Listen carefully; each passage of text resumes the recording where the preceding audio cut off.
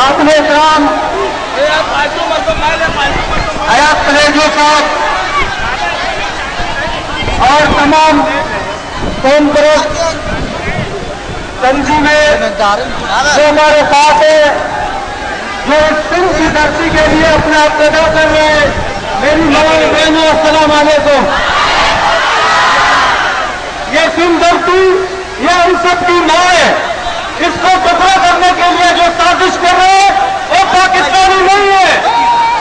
हम तमाम सिंधियों को, ये पंजाबी, ये पठान, ये मेमन, जो भी सिंध धरती में रहते हैं खुद को सिंधी समझे, खुद को टुकड़े नहीं करो सोनियत के नाम से। हमारी आप सबकी बाप दादा की पैदाइश से हम इस सिंध धरती में रहते हैं।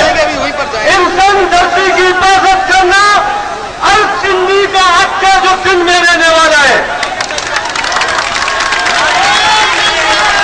और ये जो सूबे का मुतालबा कर रहे हैं ये मुल्क दुश्मन है, उनकी नजर इस पोर्ट पे है क्योंकि उसको इन पोर्ट की जरूरत है। ये कराची पोर्ट की नजरें जो है ये बैरूनी जो मुल्क के लोग हैं जो दहशतगर्दी करते हैं, सुपर पावर खुद को कहते हैं, ये उन्हीं लोगों को जरूरत है कराची पोर्ट को। और हम कराची पोर्ट को किसी दहशतगर्द के हवाले नहीं करेंगे। हम अपने खून का खतरा बढ़ाएंगे। हम अपने कराची शहर की हिफाजत करेंगे, अपनी सिंध मां की हिफाजत करेंगे।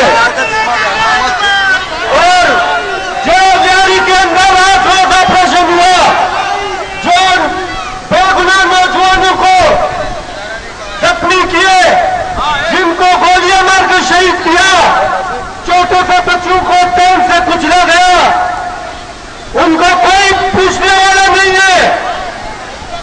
अगर एक एमक्यूएम का दहशतगर्द पार हो जाता है तो पूरी कराची को खून की नदियों में बहा दिया जाता है, तोपों गोलियों को चला दिया जाता है।